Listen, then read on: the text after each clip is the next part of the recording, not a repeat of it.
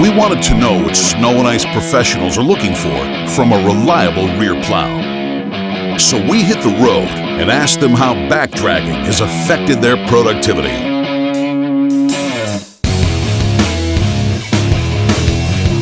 First of all, I didn't want anything to do with the plow on the back of my truck.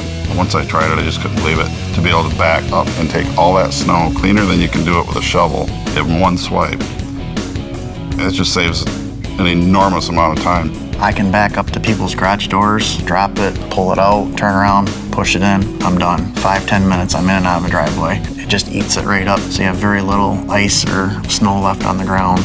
So you don't have to use as much salt. We do a lot of restaurants where we had to always back out. We could wait 15 minutes sometimes to get across 2 lanes of traffic. Now we can just back up to the edge of the road, drop it. When you lose time, you lose money. That's where I really see the benefits of having a rear plow. I've learned to use a back blade at every account in some way, shape, or form. Loading docks and driveways, if you drop both blades, you can haul a lot more snow.